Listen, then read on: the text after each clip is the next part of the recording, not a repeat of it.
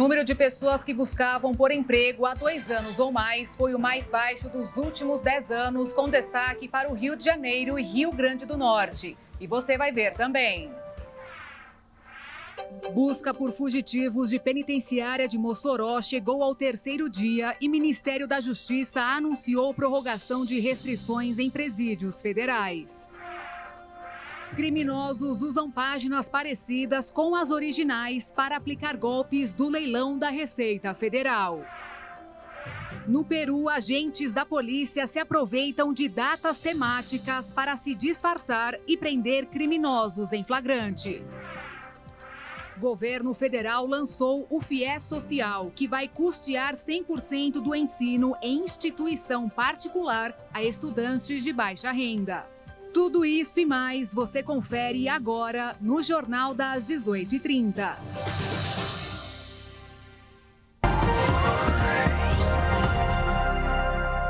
Olá, são 18h33 pelo horário de Brasília e a partir de agora você fica mais atualizado com as principais notícias do Brasil e do mundo desta sexta-feira. O Ministério da Justiça anunciou a prorrogação por mais 5 dias às restrições de banhos de sol, visitas sociais e atividades educacionais, de trabalho e religiosas nos presídios federais. Até o dia 21 de fevereiro, quarta-feira, o acesso às dependências do presídio que são destinadas a vivências, isolamento e inclusão também está restrito. Mas o acesso ao atendimento médico, aos advogados e ao cumprimento de decisões judiciais se mantém. A medida atualizada e publicada hoje se deve à fuga de Rogério da Silva Mendonça e Davidson Cabral Nascimento, da penitenciária de Mossoró, no Rio Grande do Norte, na quarta-feira. Ambos conseguiram pela primeira vez na história escapar de uma prisão de segurança máxima. A Polícia Federal abriu um inquérito para apurar as circunstâncias do caso. 3 helicópteros, drones com sensor de calor, 100 agentes da PF, 100 da Polícia Rodoviária Federal e outros 100 agentes de forças locais estão atuando neste 3º dia de buscas pelos foragidos. A estimativa é que eles possam estar num raio de 15 quilômetros da penitenciária. Vale ressaltar que os gastos do governo federal com presídios atingiram o maior valor dos últimos 4 anos em 2023, com um total de 605 milhões e meio de reais, uma alta de 59% em relação ao registrado em 2022. No dia 29 de fevereiro, uma quinta-feira, 100 lotes de mercadorias e veículos apreendidos ou abandonados serão leiloados de forma eletrônica pela alfândega da Receita Federal do Brasil do Porto de Santos. São diversos itens, desde lâmpadas a carros, mas os lances devem ser feitos para os lotes fechados, ou seja, um conjunto de determinados itens. O mais barato, por exemplo, que tem um patinete eletrônico, pode ser arrematado a partir de R$ 250. Já o mais caro pode ser adquirido por, no mínimo, R$ 550 mil. Nesse lote tem mais de 4 mil fones de ouvido conectados por Bluetooth, além de outros itens. Mas neste caso, só as pessoas jurídicas podem dar lance. Então, se você tem interesse em participar do leilão, deve ficar atento à veracidade das informações. Tem muito criminoso se aproveitando da Receita Federal para aplicar golpes com anúncios falsos. Hoje é possível comprar carros e casas através de leilões pela internet. Mas muito cuidado, criminosos estão atuando nesta área. De 2019 até agora, já foram mais de 3 mil leilões falsos e mais de 10 mil denúncias. Segundo o levantamento dos dados, o índice de sites falsos de leilões cresceu mais de 20% em janeiro deste ano. As vítimas acessam o site e participam do leilão e, ao conseguirem a oportunidade de fazer a compra, realizam um pagamento por Pix. A partir daí, aguardam o produto chegar na residência. A questão é que o item leiloado nunca chega. E é nesse momento que eles descobrem o esquema criminoso, bem depois da realização do pagamento. Quando o cliente entra em contato com a empresa virtual, não consegue resposta, pois todos os meios de comunicação são desligados, impedindo a resolução do problema. Em geral, os criminosos copiam a página virtual dos leilões legais e autorizados para enganar quem não tem tanta experiência na prática online. Exemplos assim deixam a gente com o sinal de alerta ligado. Para isso não ocorrer, é imprescindível a verificação se o site do leilão é verdadeiro. Para isso, basta acessar o portal Leilão Seguro, que é uma iniciativa da Aleibraz, Associação da Leiloaria Oficial do Brasil. Nele, é possível averiguar se o leilão é falso ou não. Para leiloar algo, é necessário também que o leiloeiro esteja cadastrado na Junta Comercial do Estado. Com o nome da pessoa, já é possível verificar se ele está fazendo parte do grupo. Caso não, desconfie. E atenção! Se o produto ofertado tem um preço muito abaixo do mercado, pesquise e compare em outros leilões o item de interesse. A variação do preço de um carro, por exemplo, pode oscilar em até 50% num leilão, mas mesmo assim a verificação da autenticidade é super necessário e faz toda a diferença para não causar um prejuízo financeiro. A taxa de desemprego divulgada hoje pelo IBGE, que é relativa ao último trimestre do ano passado, ficou em 7,4%. Para o período, o número de pessoas que buscaram por um emprego há 2 anos ou mais foi o índice mais baixo dos últimos 10 anos, com destaque para o Rio de Janeiro e Rio Grande do Norte. O Brasil fechou o 4º trimestre de 2023 com 1.800.000 desempregados que estavam à procura de um emprego há 2 anos ou mais. Esse é o menor número desde 2015, quando a economia brasileira estava em recessão. Ao chegar nesta marca, o número de pessoas no chamado desemprego de longa duração teve queda de 17,6% em comparação com o período entre outubro e dezembro de 2022. De acordo com o IBGE, esse grupo de desempregados em longa duração, ou seja, que buscam empregos há 2 anos ou mais, representava 22,3% do total de desocupados no país nos 3 últimos meses de 2023. É importante ressaltar que esses números, por mais que expressivos, podem ser considerados positivos, já que sinaliza uma capacidade de ocupação mais rápida no mercado de trabalho do que em períodos anteriores. Esses dados integram também a Pesquisa Nacional por Amostra de Domicílios Contínua,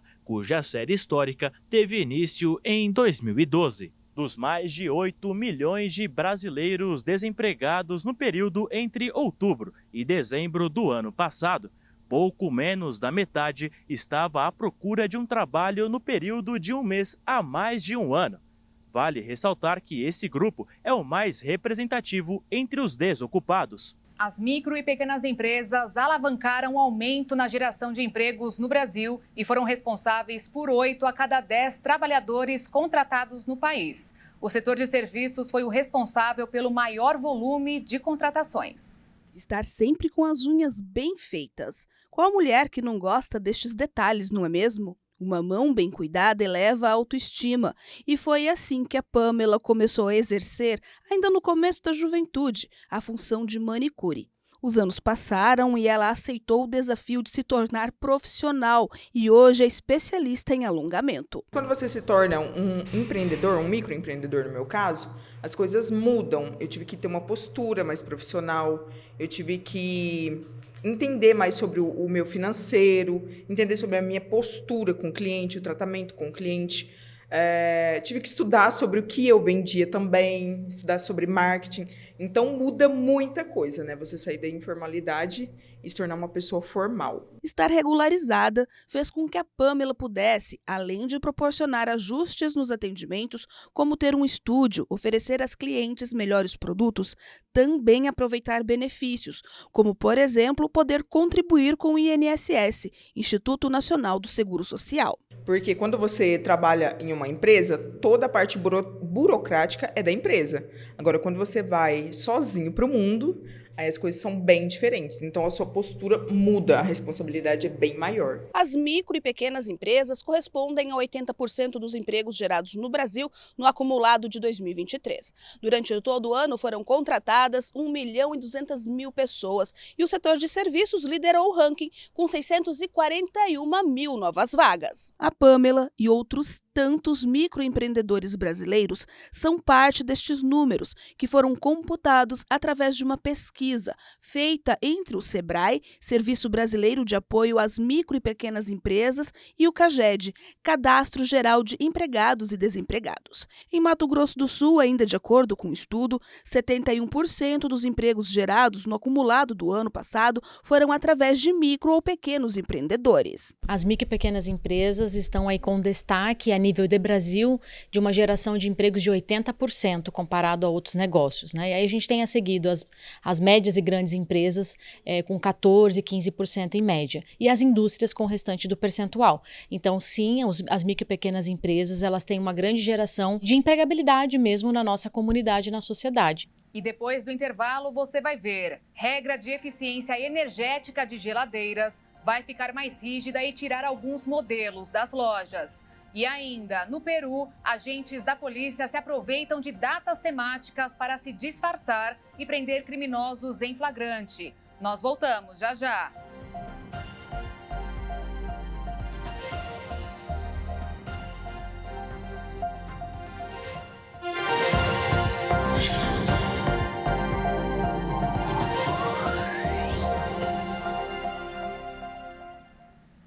Estamos de volta agora às 18 horas e 45 minutos. Os Estados Unidos e a União Europeia culparam o governo de Vladimir Putin pela morte de Alexei Navalny na Rússia. O opositor de Putin passou mal e perdeu a consciência durante uma caminhada, de acordo com o Serviço Penitenciário Federal Russo. A causa da morte não foi divulgada, mas os médicos tentaram reanimá-lo por cerca de 30 minutos. O governo russo disse não ter nenhuma informação a respeito. A mulher dele afirmou que, se for confirmada a participação de Putin na morte misteriosa, o líder russo e sua comitiva serão responsabilizados. Mais cedo, nesta sexta-feira, o presidente dos Estados Unidos, Joe Biden, afirmou que a morte de Navalny é uma consequência das ações de Putin. A União Europeia também mirou em Putin, e o presidente do conselho do órgão escreveu nas redes sociais que Navalny lutou pelos valores da liberdade e da democracia. Alexei Navalny, de 47 anos, ficou conhecido ao fazer acusações de corrupção ao governo do presidente Vladimir Putin e estava preso em uma penitenciária conhecida como Lobo Polar, na Sibéria, a 60 quilômetros do Círculo Polar Ártico. No Peru, a polícia se aproveita de datas temáticas para pegar criminosos desprevenidos. Nesta semana, com a comemoração do Dia dos Namorados, agentes se vestiram de ursinho do amor para prender em flagrante 2 suspeitas de tráfico de drogas. Um policial se fantasiou de ursinho e atraiu 2 mulheres, mãe e filha, suspeitas de serem traficantes de drogas para fora da casa onde estavam. O urso levava um cartaz romântico e balões de coração. As 2 foram presas. A operação foi chamada de Ursinho do Amor pela Segurança. Essa não foi a primeira vez que os agentes de segurança do Peru se disfarçaram de personagens para efetuar prisões. Em 2022, um grupo de policiais se vestiu de super-heróis para prender 4 integrantes de uma família supostamente envolvida com o tráfico de drogas em Lima. A operação foi batizada de Marvel, porque os agentes estavam com as roupas do Homem-Aranha, Capitão América e Thor. A DC também marcou presença com a Mulher Gato. Eles entraram na casa dos suspeitos arrombando a porta com um martelo. O Ministério da Educação lançou hoje um programa para financiar até 100% das mensalidades de faculdades particulares. O objetivo é facilitar o acesso de pessoas com baixa renda ao ensino superior. São estudantes inscritos no Cadastro Único e com renda familiar per capita de até meio salário mínimo que terão prioridade nesse novo programa do MEC para ingresso às universidades privadas, chamado FIES Social. Ou seja, para quem tem renda familiar per capita de até R$ 706, o Fundo de Financiamento Estudantil Social vai financiar até 100% dos custos cobrados pela instituição. Mas o novo programa também seguirá os limites de valores fixados pelo FIES Comum. Portanto, o valor semestral máximo será de R$ 60 mil para a medicina e R$ 42.900 para outros cursos. A resolução estabelece ainda que pelo menos metade das vagas das universidades privadas seja reservada para esses estudantes inscritos no cadastro único e com renda familiar per capita de até meio salário mínimo. Isso fora a reserva de vagas para estudantes pretos, pardos, indígenas, quilombolas e pessoas com deficiência. Como essa resolução foi publicada nesta sexta-feira, essas novas regras só passarão a valer a partir do processo seletivo do segundo semestre de 2024. Desde 2021, o selo de eficiência energética que fica colado na porta das geladeiras está passando por uma fase de mudanças. E até 2030, as novas regras podem até tirar alguns modelos das lojas. A classificação do Instituto Nacional de Metrologia, Qualidade e Tecnologia passará a ficar mais rigorosa com a fase de mudanças do selo de eficiência energética, que se iniciou em 2021 e vai até 2030. Atualmente, os modelos são classificados em 8 categorias. A partir de 2026, já com as novas regras, os aparelhos serão classificados com A, B e C, sendo as etiquetas A e B as mais eficientes e C a menos eficiente. A partir de então, serão extintas as classes D e E.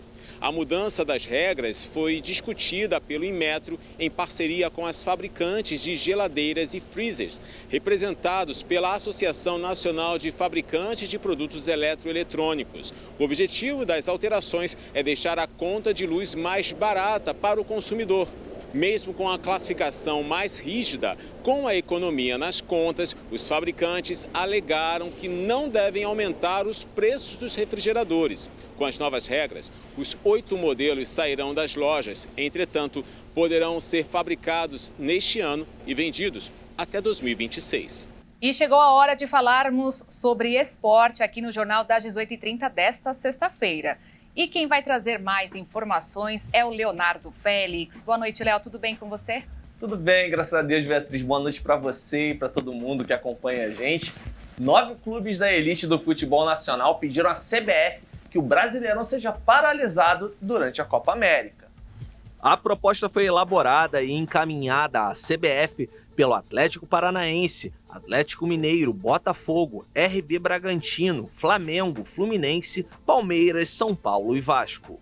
Mas a ideia pode encontrar resistência na entidade para sair do papel.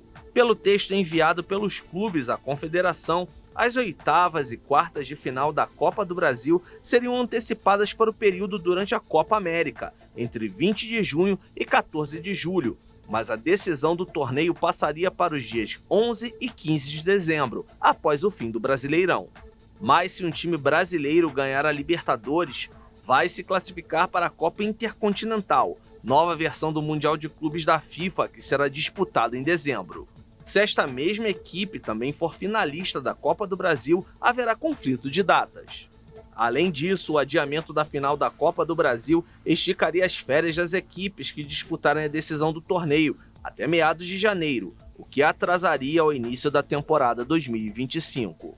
Como a Copa América faz parte do calendário da FIFA, a liberação dos convocados é obrigatória. Na última data FIFA, em novembro, 29 jogadores que atuavam na Série A foram chamados por seleções sul-americanas. Léo, hoje foi divulgada uma novidade para tentar organizar a seleção brasileira, não é verdade? Beatriz, estava precisando mesmo, né? O Rodrigo Caetano foi anunciado nesta sexta-feira como novo diretor de seleções da CBF. O presidente da CBF, Edinaldo Rodrigues, reforçou que Rodrigo Caetano, o novo diretor executivo de todas as seleções masculinas, terá liberdade para tomar as decisões necessárias e recolocar o Brasil no rumo das conquistas. Terá autonomia total para fazer todas as modificações necessárias para a seleção brasileira continuar sendo uma seleção vencedora, forte e identificada com os torcedores. Caetano, de 53 anos, atua desde 2003 na função de executivo de futebol e já passou por Grêmio, Vasco, Fluminense, Flamengo, Internacional e Atlético Mineiro antes de chegar à CBF. O maior desafio da minha carreira, nem poderia ser diferente pelo tamanho da instituição, e e pelo tamanho da responsabilidade. Me sinto muito honrado pela escolha. Como eu sempre disse, mesmo quando ainda trabalhando no Galo, você ser chamado para a seleção é uma convocação, e é assim que eu me sinto. Rodrigo Caetano destacou a retomada da parceria com o técnico Dorival Júnior, com quem trabalhou no Vasco em 2009 e no Fluminense em 2013. O novo diretor executivo da CBF revelou também que já começou os trabalhos na sede da entidade, na Barra da Tijuca, no Rio de Janeiro. Mas ele não confirmou mudanças nas categorias de base. Depois dos fracassos recentes da seleção sub-20 no Mundial da categoria e no pré-olímpico da Venezuela, o presidente Edinaldo Rodrigues deve oficializar a demissão do treinador Ramon Menezes e do coordenador Branco. Ô, Léo, nesse fim de semana tem muito futebol em todo o Brasil. Conta pra gente quais são os principais jogos de sábado e domingo. Beatriz, tem muita coisa pra gente acompanhar. Vamos conferir aí na nossa tabela as partidas desse fim de semana. Amanhã, às 4 da tarde, tem Madureira e Fluminense no Maracanã, no Cariocão. Às 4h30, pelo Campeonato Catarinense, tem o Clássico de Florianópolis, Figueirense e Avaí, no Orlando Scarpelli. No Campeonato Cearense, o Castelão vai tremer com Fortaleza e Ceará às 4h40 da tarde. Pelo Paulistão, às 6 da tarde, no Morumbis, entram em campo São Paulo e RB Bragantino. No domingo, no Campeonato Baiano, outro duelo de gigantes entre Vitória e Bahia, às 4 da tarde no Barradão.